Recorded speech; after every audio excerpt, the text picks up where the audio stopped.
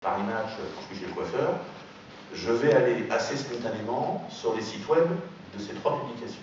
Parce que ce sont les trois dont j'ai l'habitude. Je ne vais pas y chercher les mêmes infos, mais je vais y chercher la même information que celle que j'ai en papier. C'est le début de la phase vecteur. Ça évolue très vite, en général par entrechoquement de son entourage. C'est-à-dire qu'on a lu un papier sur tel sujet fondamental, j'en sais rien, moi, c'est qui le dernier qui a été viré de la Starac? Vous voyez, sujet, bon, voilà, on a lu un papier, on a lu l'analyse politique, géopolitique du monde sur cette question grave, c'est qui le dernier qui a été viré par la Starac? Et puis on se dit, le sujet a l'air plus sérieux que ça, non, moi, leur analyse, elle me paraît curieuse. Et quelqu'un, un copain, vous envoie un mail disant « Ah, va voir, l'analyse du Figaro, elle est plus détaillée. » Bon, on se dit « Tiens, le Figaro, d'habitude, c'est un torche-balle, c'est pas mon journal de d'habitude. » Puis on lit, puis on fait « Ah ouais, tiens, leur analyse est pas mal. » Alors vous pouvez inverser très facilement. Vous mettez l'IB à la place de celui des deux que vous voulez. Et, enfin, ça marche très bien dans tous les sens.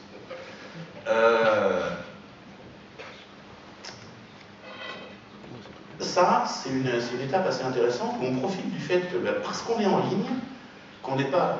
Qui parmi vous achète 5 quotidiens tous les matins? Voilà. Parfois, il y a un attaché de presse qui fait de la moi, mais c'est pas obligation, en général, c'est pas parce qu'il a envie. Sur Internet, vous pouvez.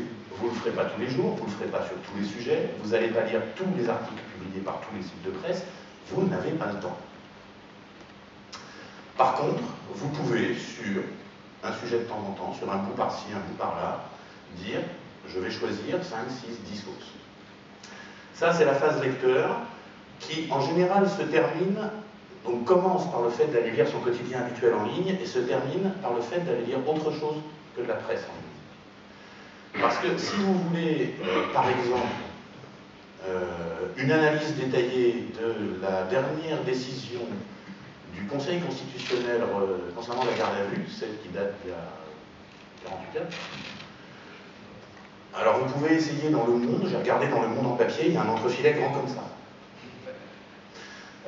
Vous pouvez essayer dans lemonde.fr, avec un petit peu de chance, je n'en suis pas sûr, il y aura peut-être un papier de, comment elle s'appelle, la nénette du Monde qui fait le juridique, Pascal Robert-Driard, qui sera peut-être 3 à 4 fois plus long que le timbre-poste en papier. Et puis sinon, vous allez sur les blogs des juristes, où là, vous pouvez avoir des analyses potentiellement contradictoires, assez riches, assez longues, parce qu'ils s'en foutent de faire long, vu qu'ils n'ont pas l'intention de le vendre. S'il y a des gens qui veulent le lire, qu'ils le lisent. S'il y a personne qui veut le lire, qu'ils ne le lisent pas. C'est beaucoup moins contraint. Donc ça, c'est la fin de la phase valeur. C'est la fin de la phase lecteur, quand on se met à ouvrir ses lectures de plus en plus, et potentiellement à lire autre chose que la presse qu'on a l'habitude de lire. Ensuite vient la phase râleur. Qui parmi vous a déjà lu les commentaires sur le Figaro.fr ou le Monde.fr? Voilà. Donc la phase râleur, c'est ça. C'est un commentaire qui pourrait se résumer à pas content si seulement c'était écrit poli et sans faute, avec entre 3 et 12 points d'exclamation, selon le degré de pas content. En général, c'est un truc où quand il y a 40 commentaires sous l'article, il y en a 25 qui parlent du sujet de l'article. Il y en a 23 qui disent la même chose, qui ne se sont pas lus les uns les autres, et qui le plus souvent peuvent se résumer à « Ah, tous pourris, pas contents » et 12 points d'exclamation. Ça, c'est la phase râleur. C'est pas une caractéristique du Figaro ou du Monde. C'est une caractéristique des sites sur lesquels vont les débutants. C'est parce que le bébé internaute qui vient d'attaquer sa phase lecteur, quand il va commencer ses tout premiers bouts de phase râleur, il traînera encore sur ces sites-là. Pourquoi est-ce qu'on trouve moins ce genre de bêtises sur les sites un tout petit peu moins grand public? Simplement parce que le râleur débutant ne va pas encore sur ces sites-là. Et puis, s'il va sur ces sites-là, il va se trouver assez minoritaire. C'est-à-dire qu'il va venir, puis il va déverser sa bile. En fait, il va faire... C'est une belle transposition de ce qui se passe dans le monde physique. C'est-à-dire que ce type-là, notre râleur débutant, nouveau-né, potentiellement de 55 ans, hein, les nouveau-nés râleurs, il fait exactement ce que faisait ma grand-mère face à sa télé, quand elle insultait PPDA. C'est exactement ça. C'est « Oh, qu'est-ce qu'il est con !» Alors lui, vous l'invitez, hein, on ne sait jamais. Mais la télé lui a jamais répondu. Et puis ça dérangeait personne qui a dit ça dans son salon. Maintenant, notre râleur, il dit ça dans les commentaires d'un site web. Et comme personne ne lit les commentaires en question, ça ne gêne personne. S'il va sur un endroit où il y a des débats un peu plus compliqués, je vous invite par exemple à aller regarder certains des débats techniques sur certains billets du blog FDN, où on a des fils de commentaires 8 à 10 fois plus long que le billet qui était déjà une belle tartine, et avec de la discussion technique relativement compliquée, sans troll. C'est pas rien. Le râleur qui arrive là-dedans pour dire « Ah, tous pourris, pas contents » et 12 points d'exclamation, a priori, il va prendre des claques. C'est-à-dire que tout le monde va lui expliquer que s'il a que ça à dire, il ferait mieux de rien dire. Que par contre, s'il veut expliquer pourquoi il n'est pas content et sur quels critères il estime que qui est pourri, alors on peut discuter. En général, il y a deux solutions, ou bien il se calme et il commence à faire des phrases. Mais en général, c'est pas la première étape. Ou bien il se met à insulter tout le monde, et dans ce cas-là, il y a le responsable du site qui fait alors, toi, poubelle. Une forme d'éducation. Chez Olaf, ça s'appelle Troll Detector. Bien, ça c'est notre râleur. L'air de rien, notre râleur est un bébé internaute extrêmement évolué. Il a l'habitude de lire en ligne, probablement depuis bien plus de sources d'informations qu'il n'en avait avant Internet, puisqu'avant Internet, il avait la télévision et peut-être, pour les plus lettrés, un quotidien, qui avait tendance à être du niveau de, pas forcément la meilleure presse quotidienne régionale. Donc un niveau assez light. C'est-à-dire qu'au pire, il a plus d'infos. Même si c'est pas encore beaucoup d'infos, même si c'est pas forcément de l'info ultra structurée. Et il s'est mis à parler, ce qu'il ne faisait pas. Alors, à cette étape-là, moi, il y a un truc que j'aime bien faire, c'est demander aux gens qui, parmi vous, a déjà vu un de ces écrits publiés par la presse. On en a un là. Non, pas le deuxième. Cité à l'Assemblée nationale, non, ça ne compte pas, c'est pas la presse. Qui, parmi vous, a déjà vu un de ces écrits publiés sur Internet? Même en commentaire, hein, parce que dans la presse, j'acceptais le courrier des lecteurs. Voilà. Beaucoup plus. Donc vous avez au moins atteint l'étape râleur. En général, quand on souhaite être publié, c'est pas pour dire du bien d'un truc. Au début, en tout cas, on commence pas comme ça. Ensuite, notre râleur dégénère petit à petit, en général sous les coups de masse de Troll Detector, ou de ces innombrables avatars, qui lui expliquent que, d'accord, c'est intéressant ce que tu viens de dire maintenant que tu fais des phrases. Enfin, ça a été dit 12 commentaires plus haut. Vous ne pouvez pas dire je suis d'accord avec Bidule. Ça allait plus vite. Ou même, pour faire moderne, juste cliquer sur like. Si c'est pour dire que tu n'as pas d'idée et que tu es d'accord avec quelqu'un qu'en a, tais-toi, quoi. Donc notre râleur, en général, finit par s'éduquer un petit peu et par du coup, toujours dire quand il n'est pas content. Hein. C'est très rare qu'on veuille prendre la parole pour dire je suis ravi. Dans ces cas-là, on va fêter avec les copains et on rentre beurrer. C'est une méthode plus naturelle.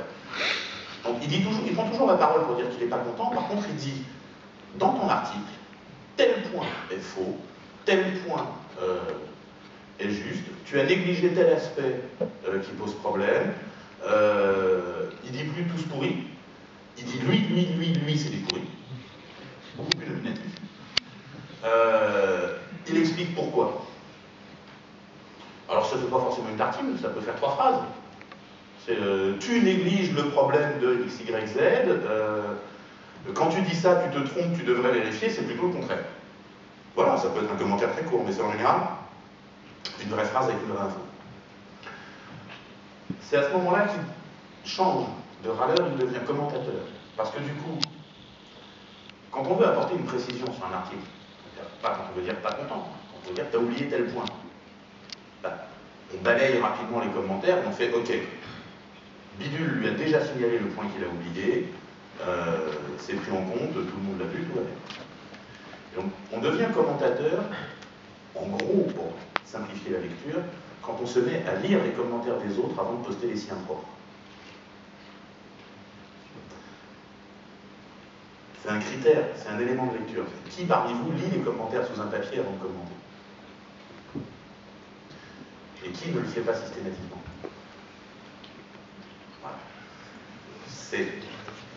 J'ai donc affaire à un public d'élite. Vous êtes à peu près tous commentateurs. Ou vous assumez pas votre statut de râleur. Non, c'est normal de ne pas s'assumer. Donc voilà, le commentateur, il ressemble à ça. En général, à peu près tout le monde atteint cette étape-là dans le développement de l'internaute. Ce que tout le monde n'atteint pas, alors attention, c'est pas forcément sur des sujets politiques, hein. On peut se castagner sur la recette du bœuf bourguignon sur un site de cuisine, hein. C'est pareil, ça marche exactement pareil. Notre commentateur, parfois, pour le coup c'est vraiment pas systématique, évolue doucement et se met à pondre des commentaires de plus en plus longs. C'est-à-dire que machin a publié un papier sur tel sujet. Intéressant, il y a 150 lignes sur le sujet, et puis notre brave commentateur, il affûte ses petits doigts et son clavier, et ici a tapé sa réponse en disant « Alors, t'as oublié les 37 points clés, il y a ça et ça sur lesquels tu te trompes, tu devrais aller lire telle référence, ça te permettrait de vérifier tel point. » Et en fait, il vous fait un commentaire en réponse qui est 3 fois plus long que le biais, où il y a 5 fois plus d'infos, mais parce que c'est-à-dire que lui, des billets sur la question, il en lit 30 par jour depuis 2 ans, alors que le pauvre gars qui vient de publier ça sur son blog, juste il y a réfléchi un quart d'heure. Ça doit faire à peu près cet effet-là quand je vais commenter certains billets de gens qui publient sur la neutralité du réseau. J'arrive et je fais alors. Ça c'est pas bon, ça c'est pas bon, ça c'est bien, ça c'est pas bon, là tu t'es trompé. Voilà, ça fait un peu ça. Ça fait le commentaire d'une tartine en dessous. Et puis quand on en a marre d'écrire régulièrement des commentaires super longs sous les textes des autres, ben on finit par écrire ses commentaires à soi, mais sous forme d'un billet chez soi. On ouvre un blog ou une page Facebook ou n'importe quoi pour s'exprimer. On a lu l'article de Robert qui parlait de tel sujet, et on publie un papier disant voilà, sur ce que Robert vous explique à tel endroit, puis on met le lien, et là vous déroulez vos arguments. Et tout d'un coup vous êtes devenu un auteur. Cette étape-là, elle n'est pas franchie de manière systématique. L'étape après qui est de devenir animateur, c'est quand effectivement on est auteur, mais qu'en plus on incite les autres à publier, éventuellement on récupère des écrits des autres qu'on republie chez soi, et où on prend un rôle de ce que les gens de la presse appellent éditeur. C'est-à-dire qu'on agrège des contenus dont on n'est pas forcément l'auteur. Et où on se met à être animateur d'un réseau ou à participer à des réseaux de débat et à des réseaux de discussion. Qu'est-ce que c'est que cette bête finalement? Cette bête, c'est quelqu'un qui a des sources d'informations variées, potentiellement contradictoires. Je vous assure que dans la vraie vie de tous les jours, hormis quelques assistants parlementaires, personne ne lit le même jour sur le même sujet Le Figaro et Libé. L'être humain standard, il lit un canard qui est celui qui correspond à sa couleur politique, c'est-à-dire qu'il lit des choses avec lesquelles il sait déjà qu'il est d'accord. C'est beaucoup moins fatigant. C'est beaucoup plus satisfaisant. Moi-même d'ailleurs, je ne lis que les articles qui disent du bien de mes conférences. Pour les mêmes raisons, c'est très satisfaisant. Donc c'est quelqu'un qui a plusieurs sources potentiellement contradictoires, qui a appris à s'exprimer en public, éventuellement avec des coups de massue sur la tête pour quand il disait n'importe quoi, qui a appris à s'exprimer en public par écrit. Et ça c'est dramatique par écrit. Parce que ça vous est